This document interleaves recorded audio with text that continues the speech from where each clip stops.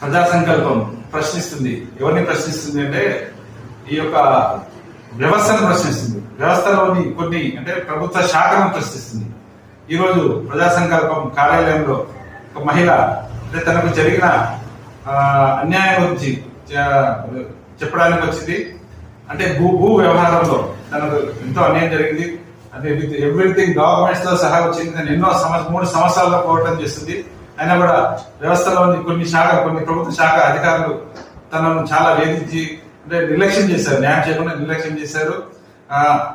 తన నోటి మాటతోటే విందాము. చెప్పమని మీరు పేరమ్మా? నా పేరు ఉమాదేవి. ఉమాదేవి. ఓకే. ఊరమ్మా? ఎవరు? ఇప్పగూడెం మండలం, జిల్లా జనగాం జిల్లా. అంటే ప్రస్తుతం మీరు ఎక్కడ ఉంటున్నారు? హైదరాబాద్ లో ఉంటున్నారు. అంటే భూమి మాత్రం ఇప్పగూడెం గ్రామము, స్టేషన్ గణపూర్ మండలం, జనగాం జిల్లా. ఆ గ్రామంలో అంటే తనకు కొంతమంది ఇబ్బందులు చేశారు. కుటుంబ సభ్యులాగా ఉన్న అంటే వీళ్ళ చుట్టాలు కాదు, కానీ వాళ్ళ కుటుంబ సభ్యులాగానే ఉన్నారు కొన్ని సంవత్సరాల నుంచి. వీళ్ళ నాన్నగారు ఉన్నప్పటి నుంచి. మీ నాన్నగారు? మా నాన్నగారు కొడపక సత్తయ్య, తను చనిపోయారు. ఓకే. అంటే మదర్ సుశీల ఉన్నారు. మీకు బ్రదర్స్, సిస్టర్స్? నాకు 2 అన్నయ్యలు, నేను. ఓకే. మరి వాళ్ళు ఏం చెప్పారు? వాళ్ళు మాకు మా అమ్మ వాళ్ళు నాకు ఇచ్చిన ల్యాండ్ ఇది. అచ్చా, మీ పర్సనల్ గా. ఓకే.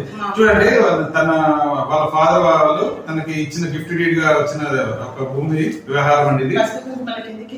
ఓకే. అన్ని ఎవ్రీథింగ్ డాక్యుమెంట్స్ అన్ని ఉన్నాయండి. తనకు కొంతమంది విశేషం చేయించుకొని అంటే తనను నమ్మించి మోసం చేసి అంటే నేను డబ్బుల వ్యవహారంలో అప్పుడు ఇస్తాను ఇప్పుడు ఇస్తాను చెప్పి విషయం చేయించుకున్నారు. తర్వాత తను మోసం జరిగింది. మళ్ళీ ఏం చేశారు? వేరే దగ్గర ల్యాండ్ ఇప్పించారు. అది కూడా అక్కడ కూడా మోసం జరిగింది. స్థానిక police station Ganapur police station కి వెళ్లి పోలీసుని ఆశ్రయించింది. అయినా కూడా న్యాయం జరగలేదు. ఎన్నిసార్లు అక్కడ పోలీస్ స్టేషన్ కి? గత 3 సంవత్సరాల నుండి నేను పోలీస్ స్టేషన్ చుట్టూ తిరుగుతున్నాను. 3 సిఐ కూడా చేంజ్ అయ్యారు. ఇప్పుడు 4వ సిఐ కూడా ప్రస్తుతం ఉన్నత కూడా ప్రతి వాళ్ళు చెప్పిన ఈ విషయం అనే వ్యక్తి నాకు మోసం చేసిన డేట్లు చెప్పేదాన్ని బట్టి వీళ్ళు చూడండి. తను 3 సంవత్సరాలు పోలీసుల చుట్టూ తిరుగుతుంది. ఇక్కడ చీటింగ్ జరిగింది. సెక్షన్ మాట్లాడాలంటే మా లీగల్ పుట్టిన వాళ్ళన్నీ సెక్షన్ ప్రకారం మాట్లాడతాము. తనకు చీటింగ్ జరిగింది. పోలీస్ స్టేషన్ చుట్టూ 3 సంవత్సరాలు తిరుగుతున్నా కూడా పోలీసుల నిర్లక్ష్యం స్పష్టంగా కనిపిస్తుంది. ఇక్కడ డీజీపీ గారు గుర్తుపెట్టుకోండి, ఒక మహిళకు అంటే ఫ్రెండ్లీ పోలీసింగ్ పేరుతో మనం ఎంతో అనుకుంటున్నాం. మేము కూడా ఫ్రెండ్లీ పోలీసింగ్ గురించి మేము అవగాహన చేస్తున్నాం చాలా అన్ని జిల్లాలలో. కానీ ఇక్కడ ఫ్రెండ్లీ పోలీసింగ్ అంటే అన్యాయం జరిగింది. ఈ మహిళకు మాత్రం తనకి అన్యాయం జరిగిందని ప్రజాసంకల్పం స్పష్టంగా తెలియజేయాలనుకుంది.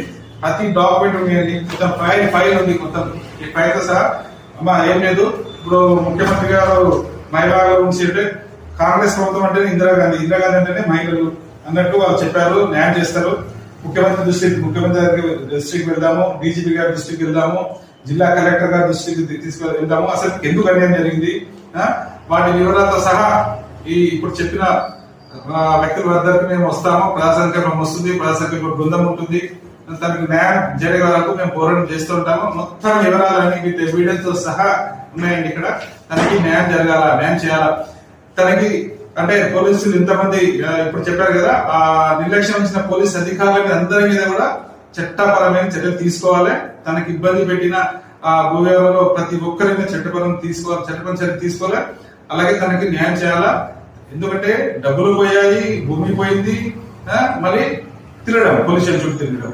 ముఖ్యమంత్రి గారు ప్రజాపాలన అంటే ఇలా ఉంది ప్రస్తుతం. అంటే గత ప్రభుత్వం నుంచి నడుస్తుంది పాపం. తనకి ఇప్పుడైనా కాంగ్రెస్ ప్రభుత్వంలోనే ఆమె తనకి న్యాయం జరగాలని ప్రజా సంకల్పం డిమాండ్ చేస్తుంది. అప్పటి కృష్ణవన్ ప్రజా సంకల్పం కార్యాలయం నుంచి.